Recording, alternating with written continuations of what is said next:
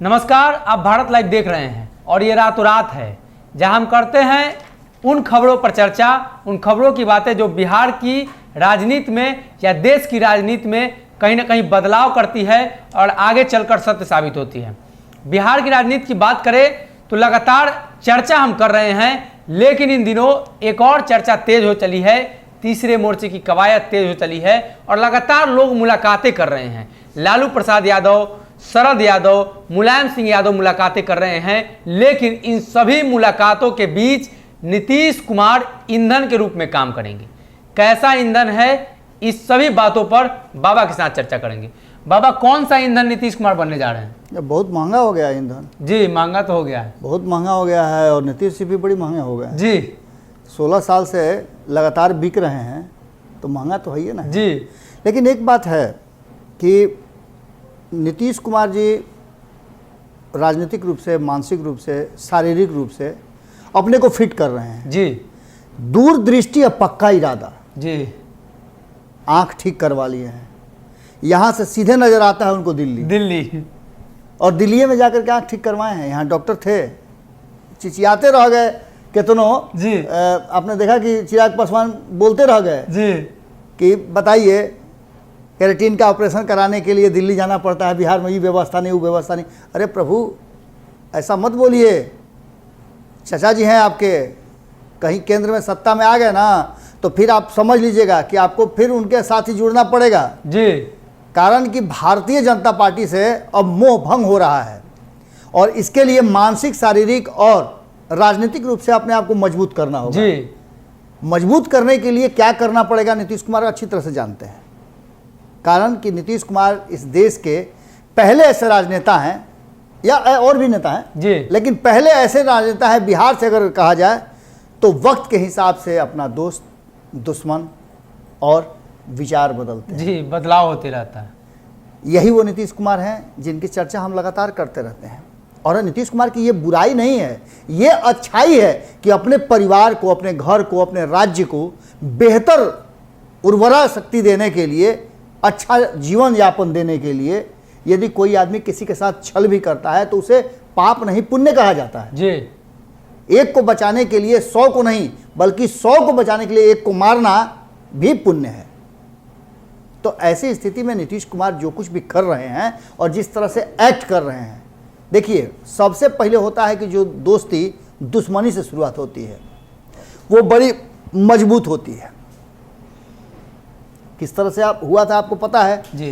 देखिए इन सारी बातों के बीच में जो ईंधन है, आखिर आप जानते हैं कि इंजन कैसे चलेगा। डबल इंजन की ट्रेन जो है डिरेल हो गई है जी। और बार बार डबल इंजन शब्द काहे जोड़ा जाता है तो उसके पीछे कारण है कि भैया बिहार से कई गो रेल मंत्री हुए हैं। जी। एगो दुगो नहीं, कई गो लाइन लगा हुआ है रेल मंत्री का। जी। आप जिसका भी नाम ले लीजिए वो रेल मंत्री है, जिसका भी नाम ले लीजिए वो रेल मंत्री जी। है।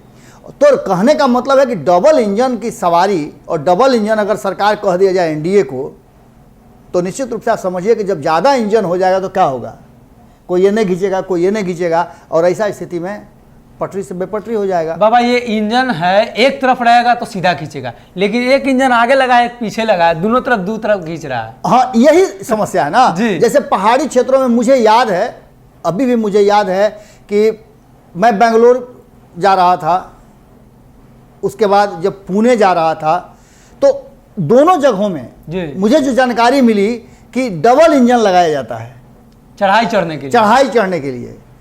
लेकिन यहाँ स्थिति यह है ना कि एक इंजन दो इंजन नहीं है, यहाँ कई इंजन हैं जी। और सब अपने अपने तरफ खींच रहे हैं।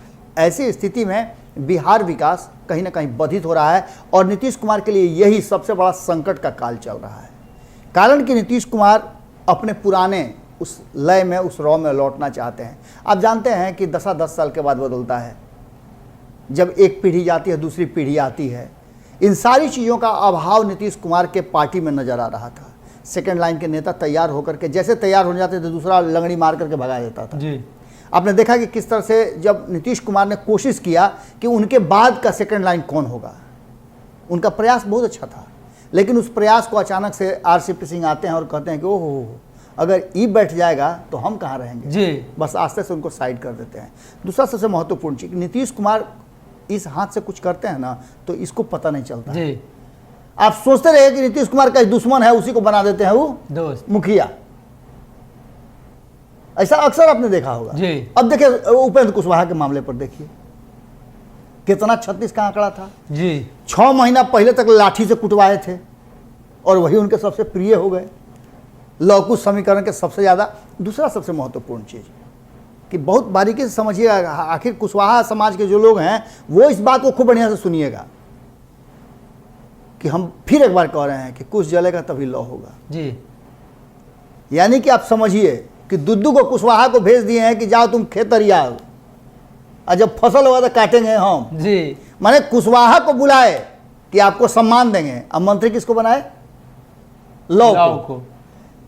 अब अगर आरसीपी सिंह ये बात खुलासा कर दिए तो गलत नहीं किए हैं। निश्चित रूप से बिना नीतीश कुमार के एगो पत्ता डोलिए नहीं सकता है। जब शरद यादव ऐसा मजबूत स्तंभ नीतीश कुमार के एक इशारे पर पार्टी से बाहर किया जा सकता है और उनको बेइज्जत किया जाता हो जी तो नीतीश कुमार समझिए सकते हैं कितना शक्तिशाली है।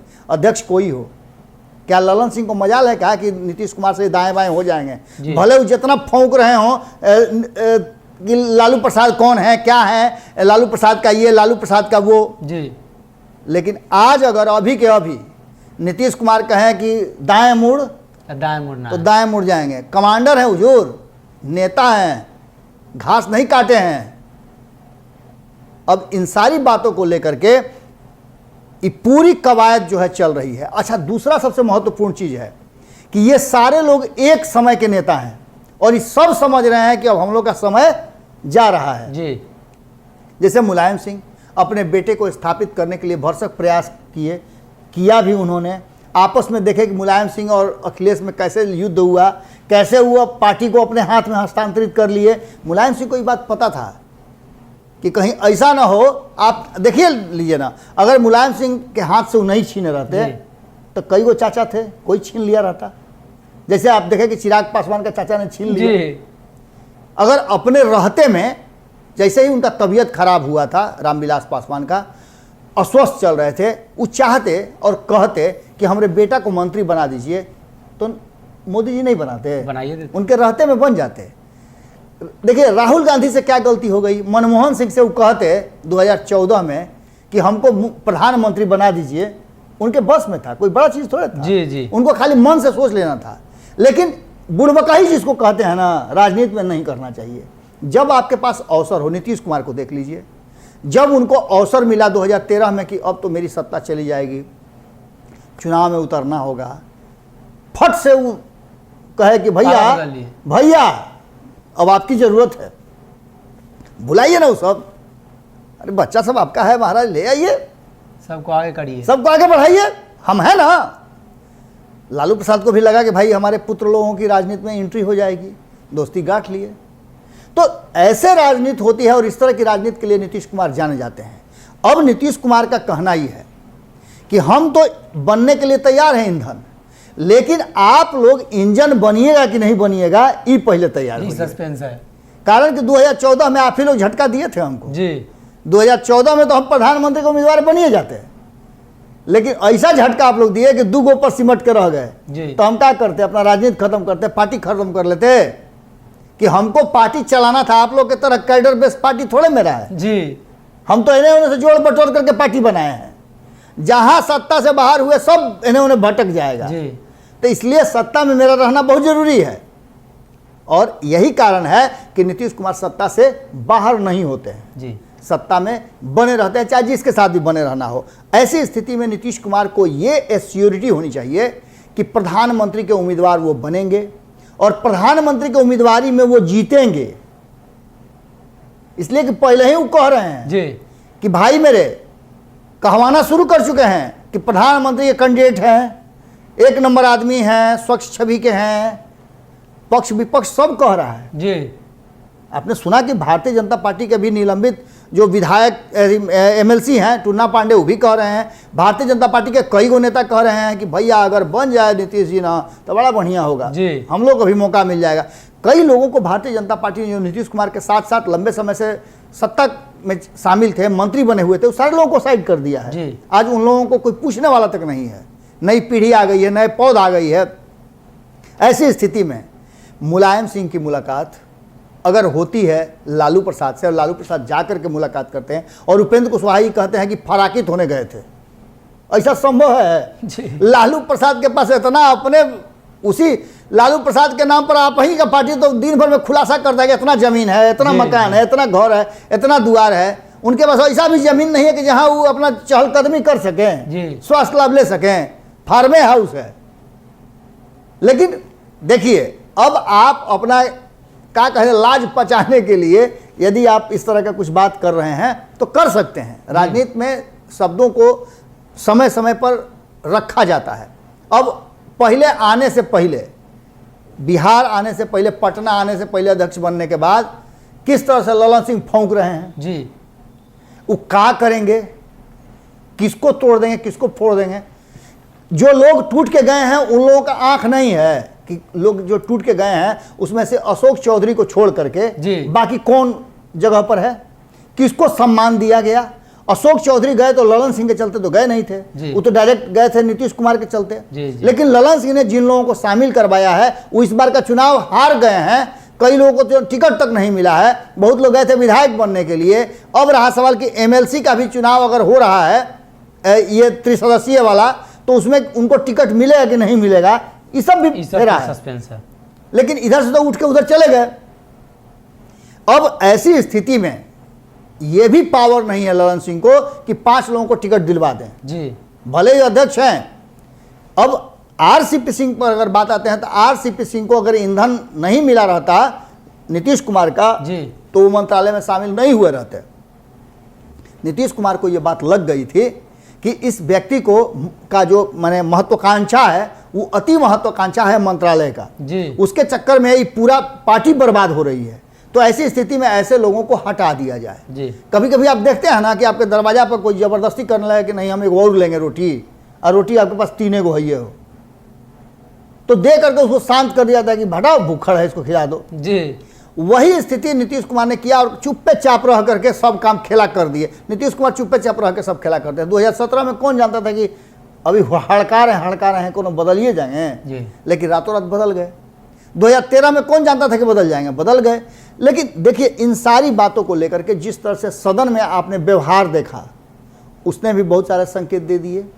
जिस तरह से दिल्ली में बैठ करके चर्चाएं चल रही हैं वो भी आपने देख लिया। जी। जिस तरह से नीतीश कुमार अचानक से महागठबंधन में रहते हुए भारतीय जनता पार्टी की नीतियों का समर्थन करने लगे थे, वो भी संकेत दे रहा था कि कहीं ना कहीं नीतीश कुमार एक बार फिर से उधर पलटी मारने के चक्कर में पड़े हुए हैं। अब नीतीश कुमार भारतीय जनता पार्टी के नीतियों का विरोध कर रहे हैं, भारतीय जनता पार्टी से लड़ने के लिए तैयार हो गए हैं, टसन लेने के लिए तैयार हो गए हैं और साझा विपक्ष के एजेंडे को वो आगे ले जाकर के रख रहे हैं। इसका मतलब है कि नीतीश कुमार ने फिर से मन बनाना शुरू कर दिया है। योजनाएं उनकी तैयार हो रही हैं और इस योजना को कहीं ना कहीं हवा मिल रहा है। वो मिल रहा है इन सारे नेताओं का जो देश स्तर पे एक योजना बना रहे हैं नरेंद्र मोदी को सत्ता से और भारतीय जनता पार्टी को सत्ता से बेदखल करने का। तब तक बेदखल नहीं हो सकते हैं नरेंद्र मोदी जब तक कि जिन राज्यों में भारतीय जनता पार्टी की सरकार है वहां से उसको बेदखल नहीं किया जाए।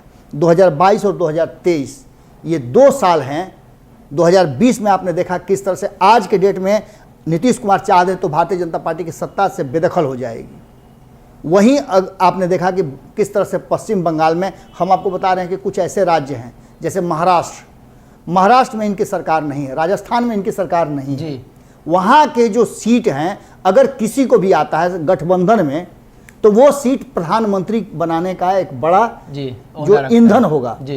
और इस ईंधन में कहीं ना कहीं नीतीश कुमार यदि प्रधानमंत्री के कैंडिडेट के रूप में आते हैं तो आप समझिए कि बिहार के 40, बाकी राज्यों के जो सीट हैं, उत्तर प्रदेश में चुनाव होने वाला है, 75 सीटें वहाँ भी हैं। तो उत्तर प्रदेश में अगर भारतीय जनता पार्टी कहीं बैकफुट पर उसको लाया जा सकता है, इस बार उसकी सरकार वहाँ से ध्वस्त की जा सकती है। इन सारी बातों को लेकर के इसके बाद आपको पता है कि उत्तराखंड में भी चुनाव होने वाले हैं, फिर आपको चुनाव होने वाला है गुजरात में। इन सारी चीज़ों को मिला करके जहाँ जहाँ मजबूत है भारतीय जनता पार्टी वहाँ कैसे कमज़ोर किया जाए ये योजना बन रही है। और इस योजना में नीतीश कुमार की भूमिका अहम होने वाली है जी। क्योंकि नीतीश कुमार के पास वो सारा चीज है जिसको लेकर के लोग उन पर भरोसा कर सकते हैं, इसलिए कि छवि उनकी साफ है, किसी तरह का कोई समस्या नहीं है। अभी वो कुछ दिनों तक देश को चलाने की क्षमता रख रहे हैं। जैसे आप समझिए, लालू प्रसाद उस स्टेज में नहीं है, शरद यादव उस स्टेज में नहीं है, मुलायम सिंह यादव उस स्टेज में नहीं है। बस एक ही उसमें बात चल रहा था कि कहीं राहुल गांधी बैकफुट पर आए तब जाकर के ये संभव हो, क्योंकि देश की जो सबसे पुरानी पार्टी है और बिना कांग्रेस के राष्ट्रीय दल के ये सब संभव नहीं था। तो कांग्रेस ने भी अपना कहीं ना कहीं मंशा साफ कर दिया है कि साझा विपक्ष जिसे भी प्रधानमंत्री का उम्मीदवार बनाएगा वो उसके सपोर्ट में खड़ी रहेगी।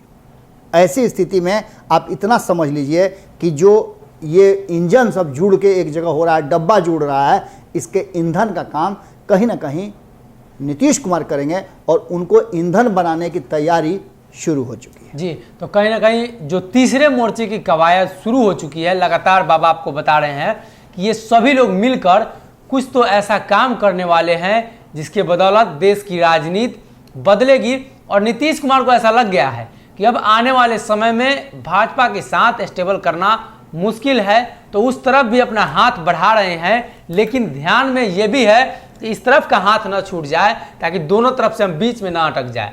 अब देखना यह होगा कि नीतीश कुमार ईंधन बनकर किस प्रकार से सभी डब्बे को खींचते हैं उस इंजन की मदद से, जो इंजन लालू प्रसाद यादव, मुलायम सिंह यादव और शरद यादव बनने की कोशिश कर रहे हैं। आप बने रहिए हमारे साथ, जो कुछ भी अपडेट होगा हम आपको देंगे। बहुत बहुत धन्यवाद। अगर ये वीडियो पसंद आई और वह बिहार के राजनीति और बिहारियत से सरोकार रखेनी तो सब्सक्राइब बटन दबा के चैनल के सब्सक्राइब कर ली। ओजे एगो घंटी बा, ओकरा बटन दबा देला से कुल सटीक और मारक खबर रुआ मुफ्त में मिल जाई। अगर रुआ पत्रकारिता के हमनी के नया प्रयोग में सहयोग कर चाहतानी तो ज्वाइन बटन दबा दी। पेटीएम नंबर नोट कर ली 9386816700। धन्यवाद।